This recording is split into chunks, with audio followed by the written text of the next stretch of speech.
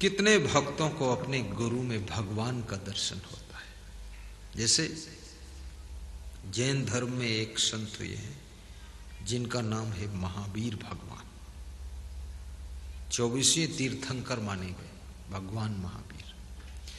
अब उनके भक्तों को अपने गुरु महावीर में भगवान का दर्शन होता है।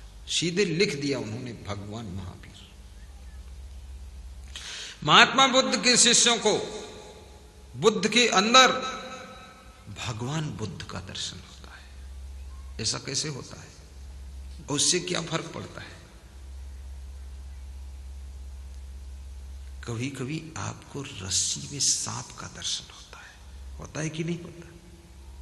कि रस्सी में सांप, बड़ी तो रस्सी है, धुंधला अंधकार है, अस्पष्ट दिखता नहीं है, क्लियर दृष्टि पड़ नहीं रही है, थोड़ा थोड़ा अंधकार है, तो रस्सी है पर उसमें सांप दिख जाता है।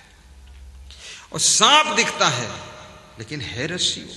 तुमने सांप देखा उसमें, तो सांप देखा तो तुम्हारे ऊपर उस रस्सी के झूठे सांप का कुछ असर पड़ता है कि नहीं पड़ता? भय होता कि नहीं? बोलते क्यों नहीं हो? खौफ लग जाती है, भय हो जाता है, डर जाते हो, कांप जाते हो, घबरा जाते हो, चिल्ला पड़ता है, अरे सांप सांप, और उस पर पांव पड़ गया तब तो तुम धड़ाम से गिर ही जाते हो और फिर भागते हो जोर से, पसीना पसीना हो जाते हो। रस्सी का सांप झूठा है लेकिन वो रस्सी में सांप का जो दर्शन किया है वो दर्शन तुम्हें सच्चे सांप का हो गया है। और रस्सी का सांप सांप नहीं हो सकता है, रस्सी रस्सी ही रहती है, लेकिन तुमको सांप उसमें दिख गया। सांप देखकर तुम कांप गए, और कांप गए तो भागे तो हाफ गए, और फिर जाकर गिर पड़े, चोट लग गई। चोट सच्ची लगी, पसीना सच्चा निकला, घबराहट सच्ची हुई, लेकिन रस्सी का सांप झूठा है। वो सब सच घटना होती चली गई। मलहम पट्टी कराते हो, लोग पूछते कैसे चोट लगी, तो तुम बोले अरे रस्सी पड़ी थी, मुझे सांप देखने में लगा तो मैं घबरा कर भागा, गिर पड़ा, चोट लग गई। ऐसा हो गया। जब रस्सी का सांप तुम्हारे अंदर पसीना निकाल सकता है, घबराहट पैदा कर सकता है, खौफ पैदा कर सकता है, और रस्सी का सांप तुम्हें गिरा सकता है, चोट लग सकती है, मलहम पट्टी भी हो सकती है, तो याद रखना अगर किसी गुरु में तुमको भगवान का दर्शन हो गया है तो भगवान के दर्शन का ही फल भी मिल सकता है, फल मिल सकता है। सबको गुरु में भगवान का दर्शन नहीं होता है क्योंकि सबकी श्रद्धा अलग अलग है। लाखों भक्तों की श्रद्धा अलग अलग है, और जिसकी जैसी श्रद्धा की दृष्टि है वैसा उसको दर्शन हो रहा है। दर्शन का बहुत महत्व होता है। दर्शन की बलिहारी गुरु जी तुम्हारी, दर्शन की बलिहारी, दर्शन की बलिहारी गुरु जी। गाइए भारत जी, बहुत भाव से। दर्शन की बलिहारी, दर्शन की बलिहारी गुरु जी तुम्हारी, दर्शन की बलिहारी।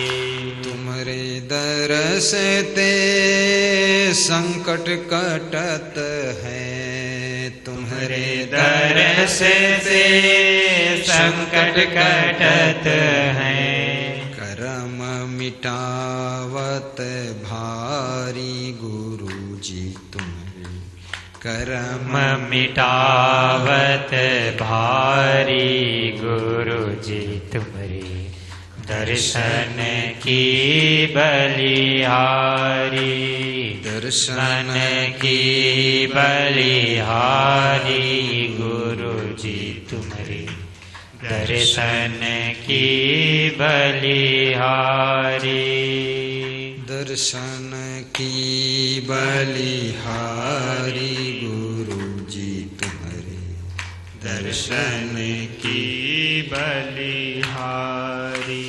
सुख स्वरूपी आप कृपा निधि, सुख स्वरूपी आप कृपा निधि, खोलत भरम की वाणी गुरु जी तुम्हारे, खोलत भरम की वाणी गुरु, प्रभाव पड़ेगा मन पर। दर्शन की बलिहारी, दर्शन की बलिहारी गुरु जी तुम्हारे, दर्शन की बलिहारी, दर्शन की बलिहारी गुरु से ताली बजाते हुए हाथ जोड़ते हुए ताली भी बजे, हाथ भी जोड़े। की बलिहारी, दरस सुख दियो दया निधि, जिन्हें दरस सुख दियो दया करी, आवागमन निवारी गुरु जी तुम्हारे, आवागमन निवारी गुरु जी तुम्हारे, दर्शन की बलिहारी, दर्शन की बलिहारी महावीर भगवान, गुरु जी महात्मा बुद्ध, दर्शन की राम भगवान, बलिहारी, कृष्ण भगवान, शिव भगवान, विष्णु भगवान, ये सब भगवान के मंदिर में जाओ तुम तो उनकी सेवा भगवान जैसी ही लोग कर रहे हैं। सिख परिवार में तो जो उनका ज्ञान का ग्रंथ है उसका नाम गुरु ग्रंथ साहब है। जैसे आप बोलते हैं सुरेश साहब, गणेश साहब, अनमोल साहब, तो ये अपने ग्रंथ को बोलते हैं गुरु ग्रंथ साहब। क्या बोलते हैं? गुरु ग्रंथ साहब, उसको साहेब बोलते हैं। और उसमें विभिन्न गुरुओं की वाणी संकलित है और वो वाणी संग्रहित करके उस ग्रंथ का नाम गुरु ग्रंथ है और फिर साहेब लगा दिया। तो गुरु ग्रंथ साहेब को वो चंवर भी डुलाते हैं, पंखा भी डुलाते हैं और सर्दियों में गर्म कंबल भी उड़ाते हैं कि गुरु ग्रंथ साहिब को ठंडा ना लगे। अब कितने लोगों को गुरु ग्रंथ साहिब में कागज दिखता है, उनको गुरु ग्रंथ साहिब दिखते हैं और उनका कल्याण उससे हो रहा है, उनको ज्ञान मिल रहा है और तुम कहते हो अरे ये सब ढोंग मचाए। तुमको सब ढोंग ही दिख रहा है, खाली दारू की बोतल में बिल्कुल सच्चाई दिख रही है, बाकी सब ढोंग है। कितने लोग शिव जी के ऊपर बेलपत्री चढ़ाते ना, बेलपत्र और धतूरा। शिव जी बड़े भोले भाले हैं, उनका नाम ही भोले महाराज। उनको सबसे जो बेकार फल था धतूरा वो दिया है। शिव जी बोले भाई जिसको कोई न खाए तो उसको हम खा लेंगे। उनके सभी भगत संतरा खाते हैं, सेव खाते, केला खाते हैं, पपीता खाते हैं, उनको धतूरा खिलाते हैं। शिव जी बड़ी शांति से स्वीकार करते हैं कि चलो भागे भूत की लंगोटी भली और धतूरा ही भला, जो मिला सो सही। धतूरा खा लेते हैं। बहुत विचित्र है भाई। और शिव जी के ऊपर कुछ लोग चावल चढ़ाते हैं और कुछ लोग वहां दूध भी चढ़ाते हैं, कुछ लोग तर्क भी करते हैं, पत्थर पर दूध डालते। गरीबों के बच्चे भूखे हैं, उनको अगर एक गिलास दूध पिलाओ तो कितना पुण्य होगा, ऐसा लोग बोलते हैं। तो मैं उनको समझाता हूँ, किसने तुमको मना किया गरीबों को बच्चों को दूध न पिलाओ? तुम कितने गरीबों को बच्चों को दूध पिलाए हो? और यदि पिलाए हो तो उसका वीडियो डालो, पता चल जाए पिलाए हो। अरे तुम दारू पीते हो, दारू वालों से क्यों नहीं कहते हो कि दारू छोड़ दो, दारू के पैसे से दूध खरीद लो। 200 रुपये की एक बोतल दारू मिलती है और 200 रुपये में 6 लीटर दूध मिलेगा और 200-200 ग्राम अगर बच्चों को पिला दिया जाए तो 6 पंचे 30 बच्चों को पिला दोगे। एक आदमी की दारू में 30 बच्चे। अरे वो कम से कम शिव जी की पूजा करता है, वहां 100 ग्राम दूध चढ़ाता है, तो उस भक्ति और श्रद्धा के प्रभाव से, उसके बल से कम वो दारू नहीं पीता है, वो दारू छोड़ दिया है। इतनी कोई मामूली बात है।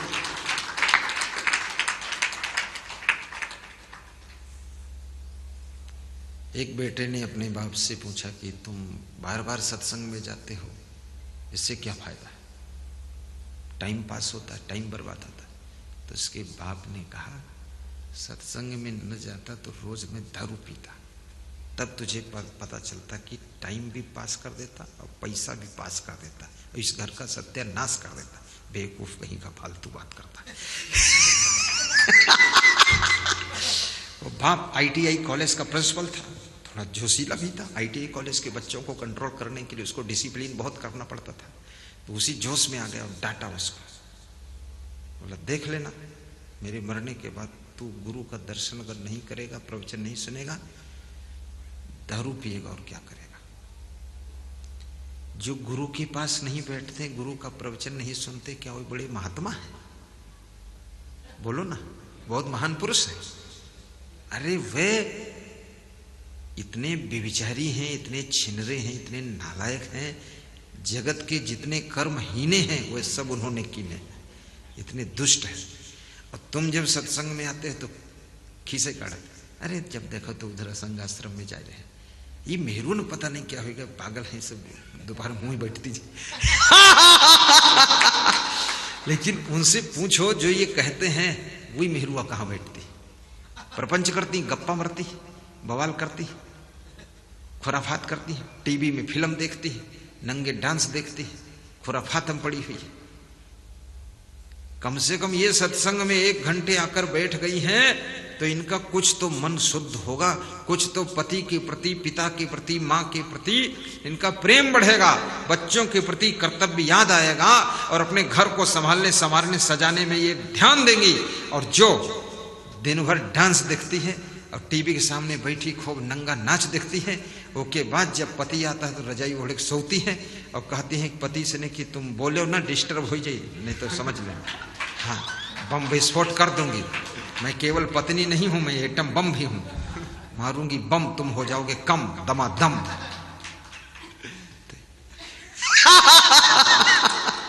हाँ, हमसे तो कोई तर्क करता ही नहीं, तर्क करे तो हम एक तर्क का 100 जवाब देते हैं 1 मिनट के अंदर। तलवार जैसी धार बुद्धि रखी रहती, अगर बोल दियो तो रगड़ जाओगे फिर। हाँ, फालतू बात बोलते। अरे जिन्होंने शिव मंदिर में 100 ग्राम दूध चढ़ाया है अपनी श्रद्धा से, उनकी श्रद्धा है, तुमको कौन मना किया? तुम 100 कुंटल दूध खरीद कर बांट दो गरीबों के बच्चों को, हॉस्पिटल बांट दो। तो तुम तो दारू पिए पड़े हो, तुम दूध के बांटोगे, दूसरे प्रवचन सुनाते हो, ज्ञान देते हो, बहुत बड़ा तुम। ये वो 100 ग्राम दूध जो भेंट करते हैं शिव जी के ऊपर, उससे उनकी पूरी जिंदगी दूध जैसी क्रीम हो जाती है, फर्स्ट क्लास। श्रद्धा, सवाल तो श्रद्धा का है।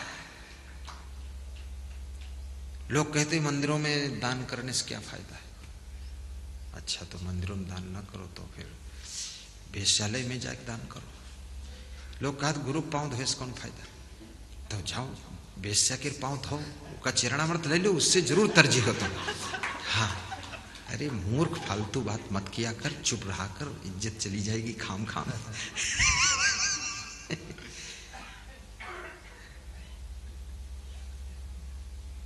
सेवा भाव, दर्शन का फल, श्रवण का फल, पठन का फल, स्वाध्याय का फल और गुरु की सेवा का फल। ये जो तुम सेवा करते हो ना, भाव होता है। ये फूल माला केवल गुरु जी के पास जब तुम आते हो तभी नहीं खरीदे जाते, मुर्दे पर चढ़ाने के लिए भी फूल माला खरीदा जाता कि नहीं? मुर्दे के लिए। शादियों के लिए भी फूल माला खरीदे जाते हैं, बर्थडे में फूल माला खरीदे जाते हैं, गुरु के दर्शन में भी फूल माला खरीदे जाते हैं, सत्संग के लिए भी खरीदे जाते हैं, मंदिर में दर्शन के लिए खरीदे जाते हैं। और फूल माला तीर्थ स्नान करने जो तो वहां भी खरीदे जाते हैं। तो कितने प्रकार के लोग फूल माला खरीद रहे हैं आप विचार करो। लेकिन सबका भाव अलग अलग, बहुत अलग अलग भाव है। जब तुम किसी मुर्दे के लिए फूल माला खरीदते हो तो तुम्हें उस समय खुशी से खरीदते हो कि दुखी मन से खरीदते हो? दुखी मन, क्योंकि मेरे पिताजी मर गए, उनकी लाश पर फूल डालना दुख है मन में। लेकिन गुरु के लिए जब तुम फूल माला खरीदते हो तो खुशी मन से खरीदते हो कि दुखी मन से? खुशी मन से। देखो फर्क पड़ गया। दुकान वही, फूल वही, माला वही, पैसा वही, तुम भी वही, खरीदने वाला वही, बेचने वाला वही, लेकिन फर्क पड़ गया। क्यों? क्योंकि किसके लिए हम लिए जा रहे हैं? आप गुरु के लिए माला खरीद रहे हैं कि आप उससे ये भी कहते थोड़े खुला फूल भी दे देना, गुरु के राह में हम बरसाएंगे फूल, खुला फूल दे देना। और कभी कोई फूल माला नहीं मिला तो तुम गुरु से बताते हो आकर के, गुरु जी सुबह सुबह जल्दी हम आए, दुकानें बंद थी तो इसलिए कुछ मिला नहीं। तो हमने कहा कोई बात नहीं, फिर कभी ले आना, हम तुम्ही को फूल समझकर स्वीकार करते हैं। तुम्हारे प्रेम का फूल ही फूल है और प्रेम की माला ही माला है, और फिर अगली बार फूल की माला ले आना। ऐसा तो ये गुरु की सेवा में हम जो खर्च करते हैं उससे हमारे जीवन के ऊपर विशेष प्रभाव पड़ता है। मंदिर में जब तुम दान देते हो, अब सोचिए आप, मंदिर बनाना क्यों अनिवार्य है? आश्रम बनाना क्यों? अगर ये आश्रम ना होता तो क्या इतने लोग यहाँ बैठे, किसी के घर में इतनी बड़ी जगह है जहां सब बैठकर प्रवचन सुन लेते? है जगह किसी के यहाँ? नहीं है।